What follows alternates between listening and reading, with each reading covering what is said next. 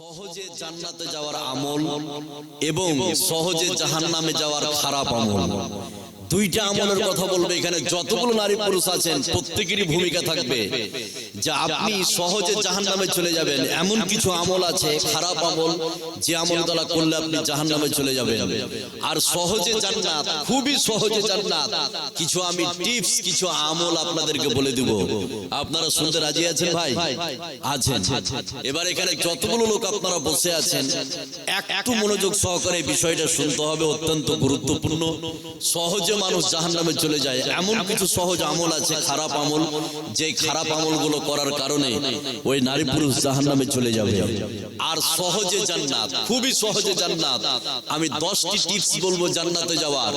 জান্নাতে যাওয়ার 10টি টিপস, এই টিপসটি আপনি ফলো করবেন, ইনশাআল্লাহ আপনি আল্লাহ পাক আপনাকে আমাকে জান্নাতে ইনশাআল্লাহ অবশ্যই আল্লাহ পাক দিবেন। তাহলে আজকের বক্তব্যের বিষয় জান্নাতে যাওয়ার সহজ আমল এবং জাহান্নামে যাওয়ার খারাপ সহজ আমল। এবার আমি দুইটা পার্ট বললাম, একটা একটা করে শুরু করছি। প্রথমে আমি বলবো জাহান্নাম। এই জাহান্নামে যে সব নারী পুরুষ আছে, যে কাজগুলো আপনি যদি করেন সহজে জাহান্নামে চলে যাবে। কাজগুলো এবার একটা একটা করে বলছি। কাজগুলি বলার পূর্বে আমি উপস্থাপনামূলক 2-4 মিনিট কিছু কথা বলবো আপনাদেরকে, যাতে করে এই উপস্থাপনা এই জন্য দিচ্ছি, যদি উপস্থাপনাটা আমার বুঝতে পারেন তাহলে জাহান্নামে যাওয়ার যে খারাপ আমলগুলো আছে সেগুলোকে বোঝা সহজ করে দিবে কে? এই কথা বলেন, সহজ করে দিবে কে? আল্লাহ। এবার আমার উপস্থাপনা কি? এখানে যতগুলো লোক আপনারা বসে আছেন প্রত্যেকেরই দাবি যে আমরা জান্নাতে যাব। এটা দাবি কি দাবি নয়? প্রত্যেকেরই দাবি। খুব ভালো করে শুনুন, প্রত্যেকেরই দাবি যে আমরা জান্নাতে যাব। যে 5 ওয়াক্ত নামাজ পড়ে সেও বলছে জান্নাতে যাব। যে আপনার শুধু শুক্রবার নামাজ পড়ে, এরকম লোক আছে না নাই? আছে, সেও বলছে আমি জান্নাতে যাব। কেউ শুধু 2 ঈদের নামাজ পড়ে সেও বলছে আমি যাব কোথায়? জান্নাতে। এবার কেউ শুধু আপনার জানাজাতে 2-1 দিন গেছে সেও বলছে আমি যাব কোথায়? জান্নাতে। তাহলে জান্নাতে যাওয়ার দাবি সকলেরই আছে, আছে না? যে চুরি করেছে, ডাকাত, সন্ত্রাসী, সকলেরই দাবি আমি যাব কোথায়? জান্নাতে। তাহলে জান্নাতে সব গেলে জাহান্নামে যাবে কেউ? ভাই জাহান্নামে তো যাবে না। এবার আপনাকে আমি বলি জাহান্নাম যাবে যারা যাবে সহজে জাহান্নাম, কিছু আমল আপনাকে বলে দিচ্ছি। আপনার ভিতরে এই আমলগুলো আছে না নাই? যদি থেকে থাকে তাহলে আপনাকে আজকেই বের করে দিতে হবে। এবার আপনাকে আমি বলছি জাহান্নামে যাওয়ার কিছু টিপস, কিছু আমল, খারাপ আমল যেগুলো নারী পুরুষ অহরহ করে থাকে। তার পূর্বে আরেকটি কথা আমি বলে দিই, সেটা কি? জান্নাত একটি স্থানের নাম, জাহান্নাম একটি স্থানের নাম। এবার এখানে যতগুলো লোক বসে আছেন জান্নাত একটি, জাহান্নাম একটি, কিন্তু জান্নাত একটি হলেও তার স্তর, তার শ্রেণী, তার ভাগ হচ্ছে 8টি। কতটি বললাম? 8টি।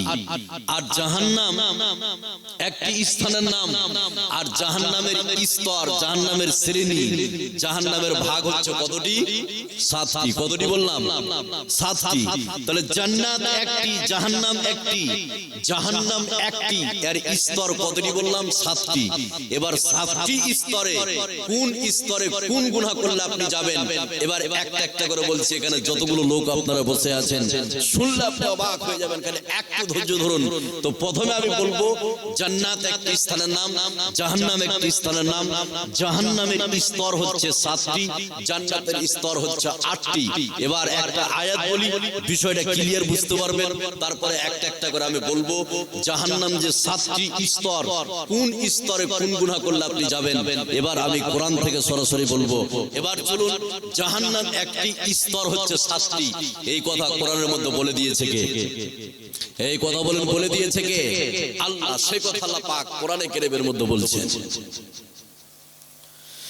আল্লাহু রাব্বুল আলামিন বলেন وَإِنَّ جَهَنَّمَ لَمَوْعِدُهُمْ أَجْمَعِينَ لَهَا 7 أَبْوَابٍ لِكُلِّ بَابٍ مِّنْهُمْ زُزًا مَكْفُوزًا আল্লাহ রাব্বুল আলামিন বলেন শুনে নাও, জান্নাত একটি স্থানের নাম, জাহান্নাম একটি স্থানের নাম। জান্নাতের স্তর হচ্ছে 8টি আর জাহান্নামের স্তর হচ্ছে 7টি। আল্লাহ রাব্বুল আলামিন জাহান্নাম একটি স্থানকে বানিয়েছে আর তার 7টি স্তর, 7টি শ্রেণীকে আল্লাহ পাক জাহান্নামকে ভাগ করে দিয়েছে। জোরে বলুন সুবহানাল্লাহ। 7টি স্তর। কোন স্তরে কোন ব্যক্তি যাবে, কোন পাপ করার কারণে কোন স্তরে যাবেন, এবার একটা একটা করে বলবো, আপনি শুনলে অবাক হয়ে যাবেন। এখানে একটা অ্যাডিশনাল কথা বলে আমি আয়াতের দিকে যাব। কথাটা কি? এবার যে ছেলেটা 5-এ, একটা ছেলে 5-এ পড়ছে, একটা ছেলে 8-এ, একটা ছেলে 9-এ, একটা ছেলে আপনার 10-এ। তো 10-এ যে পড়ছে সে কি 5 ক্লাসে ঢুকতে পারবে? এই কথা বলেন, পারবে কি? স্কুল একটাই, কিন্তু প্রত্যেকটা স্কুলের ভিতরে শ্রেণী, কক্ষ, ক্লাসরুম আলাদা আছে না নাই? আছে। যে 5-এ পড়ছে সে 10 ক্লাসে যে ক্লাস করতে পারবে না, আর যে 10 ক্লাসে পড়ছে 5 ক্লাসে ক্লাস করতে পারবে না। তার কারণ 10 ক্লাসে যার পড়ছে তার জ্ঞানের বহর বেশি, এই জন্য 10 ক্লাসে তাকে পড়তে হচ্ছে। কথা বুঝছেন না? যে 5 ক্লাসে পড়ছে তার জ্ঞানের বহর কম, এই জন্য 10 ক্লাসে ঢুকতে পারে না। তো জাহান্নাম একটাই জাহান্নাম, কিন্তু স্তর শ্রেণী ভাগ হচ্ছে কতটি? 7টি। এবার কোন গুনাহ করলে, কোন পাপ করলে কোন জাহান্নামের কোন স্তরে যাবেন, এবার একটা একটা করে বলছি। নাম্বার 1, জাহান্নামের একটি স্তরের নাম হচ্ছেই জাহান্নাম। কথা বলছেন না? জাহান্নামের 7টি স্তর, 7টি স্তরের মধ্যে জাহান্নামের একটি স্তরের নামই হচ্ছে কি? জাহান্নাম। এই জাহান্নামে কারা যাবে? যতগুলো নারী পুরুষ এখানে আছেন, আমরা বলছি মহিলা আছেন, আপনারাও আছেন, তাহলে জাহান্নামের 7টি স্তরের মধ্যে একটি স্তরের নামই হচ্ছে জাহান্নাম। এই জাহান্নামে কারা যাবে? যেই ব্যক্তির ভিতরে একটি খারাপ গুণ পাওয়া যাবে। কয়টি বললাম? একটি খারাপ গুণ। সেই গুণটা কি? এবার আপনার জীবনের সঙ্গে আপনি মিলিয়ে দেখেন এই গুণটা আপনার ভিতরে আছে নাকি। যদি এই খারাপ গুণটা আপনার ভিতরে থাকে, তাহলে আপনার জন্য জাহান্নাম নামক জাহান্নামকে রেডি করে রেখে দিয়েছে কে? কথা বলুন, আল্লাহ। এবার জাহান্নামের একটি স্তরের নাম হচ্ছে জাহান্নাম। এই জাহান্নামে কারা যাবে? যার ভিতরে একটি খারাপ গুণ আছে।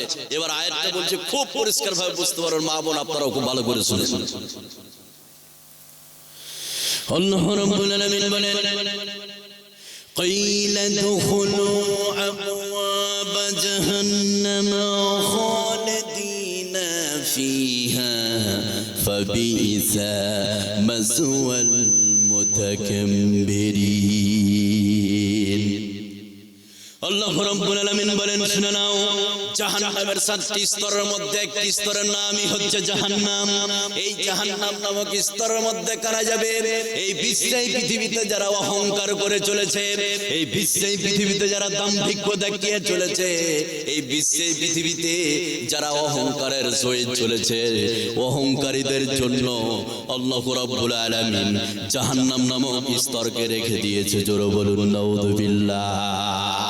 অহংকার যার ভিতরে থাকবে তার জন্য জাহান্নাম নামক জাহান্নামকে রেডি করেছে কে? এই কথা বলেন, রেডি করে দিয়েছে কে? আল্লাহ। এবার আপনি দেখুন, অহংকারের বিভিন্ন ভাগ আছে, তার মধ্যে একটি অহংকার দেখতে পাই। সেটা কি? দোতলা বাড়ি, 3তলা বাড়ি। আপনি ফকিরকে ধরে জিজ্ঞেস করুন, হাজারো বাড়ি আছে, দুপুর 1টা-1:30টার সময় গ্রিল বন্ধ থাকে, ফকির এসে ভিক্ষা চেয়েও ওই বাড়িতে ভিক্ষা পায় না, এরকম প্রমাণ আছে না নাই? এই কথা বলেন, আছে না নাই? আছে। তাহলে যারা বিশ্বে পৃথিবীতে অহংকার করে চলবে তাদের জন্য জাহান্নাম নামক একটি স্তর, তার নামই হচ্ছে জাহান্নাম, সেটাকে রেডি করে দিয়েছে কে? আল্লাহ। নাম্বার 2, জাহান্নামের 2 নম্বর স্তরের নাম হচ্ছে হুতামা। কি বললাম? হুতামা। এবার হুতামাতে কারা যাবে? হুতামা শব্দের অর্থ হচ্ছে প্রজ্বলিত উত্তপ্ত আগুন। এবার হুতামাতে কারা যাবে? যেই সব নারী পুরুষের ভিতরে চারটি খারাপ গুণ থাকবে। কয়টি? চারটি। এবার এখানে যতগুলো লোক আমরা বসে আছি, আপনার জীবনের সঙ্গে আপনি মিলিয়ে দেখেন এই চারটি খারাপ গুণ আপনার ভিতরে আছে নাকি। যদি থেকে থাকে তাহলে হুতামা নামক জাহান্নাম, হুতামা নামক স্তরের জন্য আপনি রেডি হয়ে যান। তাহলে জাহান্নামের 2 নম্বর স্তরের নাম হচ্ছে হুতামা। এবার হুতামাতে কোন সব নারী পুরুষ যাবে? যেই সব নারী পুরুষের ভিতরে চারটি খারাপ গুণ থাকবে। কয়টি বললাম? চারটি। এবার এই গুণগুলো কি আপনার জীবনের সঙ্গে আপনি মিলিয়ে দেখেন এই চারটি খারাপ গুণ আপনার ভিতরে আছে নাকি। এবার আয়াতটা বললে খুব পরিষ্কারভাবে বুঝতে পারবেন। আল্লাহ রাব্বুল আলামিন বলেন, ওয়াইলুল লিকুল্লি হুমাযাতিন লুমাযাম আল্লাযী জামা'a মালাহু ওয়া 'আদ্দাদা ইয়াহসাবু আন্না মালাহু খুলাদা। আল্লাহ রাব্বুল আলামিন বলেন, শুনে নাও, এই বিশ্বে পৃথিবীতে যে সব নারী পুরুষের ভিতরে চারটি খারাপ গুণ থাকবে, আল্লাহ রাব্বুল আলামিন ওই সব নারী পুরুষের জন্য হুতামা নামক জাহান্নামকে রেডি করেছেন। 1 নম্বরে যারা সরাসরি মানুষের গীবত করে, 2 নম্বরে যারা আড়ালে মানুষের গীবত করে, পরনিন্দা পরচর্চা করে, আর 3 নম্বরে যারা টাকা পয়সাকে জমা করে গুনে গুনে রাখে, আর 4 নম্বরে যারা টাকা পয়সার পিছনে হায়ানের পশুর মতো ছুটে চলেছে। এই চারটি খারাপ গুণ যেই বিশ্বে পৃথিবীতে যেই সব নারী পুরুষের ভিতরে থাকবে, আল্লাহ রাব্বুল আলামিন ওই সব নারী পুরুষের জন্য হুতামা নামক জাহান্নামকে রেখে দিয়েছে। জোরে বলুন নাউযুবিল্লাহ। চারটি খারাপ গুণ। 1, সামনাসামনি গীবত।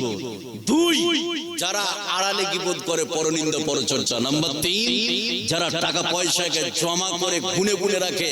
নাম্বার 4, টাকা পয়সার পিছনে ছুটে চলেছে হায়না পশুর মতো। এবার কথাটা খুব ভালো করে শুনুন। 1 নম্বরে বললাম সরাসরি গীবত, সরাসরি পরনিন্দা পরচর্চা। সেটা কেমন? ছোট্ট একটি কথা বললে আপনি বুঝতে পারবেন যে মানুষ কিভাবে সামনাসামনি পরনিন্দা পরচর্চা করে। শুনলে আপনি অবাক হয়ে যাবেন। মানুষ টোটাল তার জীবনে 4 ধরনের কথা বলে। কত ধরনের বললাম? 4 ধরনের। আপনি বুঝতে পারবেন যে সামনাসামনি কিভাবে মানুষ গীবত করে। তো মানুষ টোটাল জীবনে জ্ঞান হওয়া থেকে নিয়ে যতদিন কবরে না যাচ্ছে, টোটাল জীবনে 4 ধরনের কথা বলে। 4 ধরনের কথা কিরকম? নম্বরে 1, একটা কথা বলে ভালো কথা। ভাই নামাজ পড়ো, রোজা রাখো, সত্য কথা বলো, ভালো কথা। আছে না নাই? এই ভালো কথাতে নেকি আছে। নাম্বার 2, যে কথাটা বলে প্রয়োজনীয় কথা। আপনি বাজারে গেলেন, বাজারে গোলাপগঞ্জে যে জিজ্ঞেস করছেন ভাই আলু কত, বেগুন কত, পেঁয়াজ কত, দাম দর করছেন। এটা ভালো কথা কি ভালো কথা নয়? এটা হচ্ছে না প্রয়োজনীয় কথা। এটা হচ্ছে প্রয়োজনীয় কথা। এটা আপনি বাজারে যে করলেন, এত নেকি আছে। তাহলে ভালো কথাই নেকি আছে। নামাজ পড়ার কথা বললেন, ভালো কথা নেকি। 2, প্রয়োজনীয় কথা। সবজি তরকারি কিনছেন, কথা বলছেন, প্রয়োজনীয় কথা, এতেও নেকি আছে। 3 নম্বর কথা হচ্ছে খিস্তি করে গালি দেওয়া। হাজী সাহেবের বেগুনের ভুঁইয়ে ছাগল ঢুকেছে, ঢেল তো ছুঁড়ে মারলো, তার সাথে সাথে গালি দেয়। আছে না নাই? আছে। এটা হচ্ছে পাপ। আর 4 নম্বরে যেটা সরাসরি গীবত করে, পরনিন্দা পরচর্চা, সেটা কি? ভেদারি কিছু লোক আপনি পাবেন। সেটা কেমন? চায়ের দোকানে দেখবেন বেটা সকালে ঘুম থেকে ওঠার পরে 6টার সময় চায়ের দোকানে ঢুকেছে, আর 1 কাপ চা খেয়ে বের হচ্ছে 9টার সময়। এরকম লোক আছে না নাই? কথা বলুন। আছে। আমি আজকে পরিষ্কার করে বলতে চাই, বেটা তোমাকে 1 কাপ চা খেতে 3 ঘন্টা লেগেছে।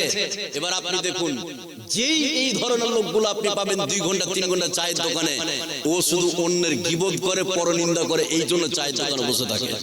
কথা বুঝছেন না? সেটা কেমন? এই চা খাচ্ছে আর ভাত করছে। আপনি যদি শুধু ওকে খালি বলে দেন ভাই চুপ থাকুন, এত কথা বলতে হয় না, এবার আপনার সরাসরি গীবত করে দিল। আপনি যেমনই বলবেন ভাই চুপ থাকুন, এত কথা বলতে হয় না চায়ের দোকানে, এবার আপনাকে বলে তুই কত ভালো বে, তোর বংশকে দেখেছি, তোর স্ত্রীকে দেখেছি, তোর 14 গোষ্ঠীকে দেখেছি। এরকম লোক আছে না নাই? সরাসরি গীবত করবে। 2, যারা আড়ালে গীবত করে, পরনিন্দা পরচর্চা, সব থেকে বেশি এটা আছে মেয়েদের মধ্যে। এটা ঠিক না ভুল? দাদা আপনি পরীক্ষা করবেন কিভাবে? আপনি কালকে পরীক্ষা করুন। সেটা কিভাবে? মনে করেন আমি একটা মেয়েকে বিয়ে করে নিয়ে আসলাম, নিয়ে আসার পরে সন্ধ্যার সময়, আমার হরিশ্চন্দ্রপুরের কথা আমি বলছি আপনাকে, সন্ধ্যার সময় মেয়েটা বাড়ির ভিতরে বসে আছে, আর পাড়ার যতগুলো মহিলা আছে সমস্ত মহিলা ওই বউকে দেখতে আসে। আপনাদের এলাকায় আছে কি? নতুন বউ আছে কি? আছে। এবার আপনি বাড়ির বাইরে দাঁড়িয়ে দেখবেন, যতগুলো মহিলা ঢুকবে আর বের হবে, দেখবেন মুখে কিছু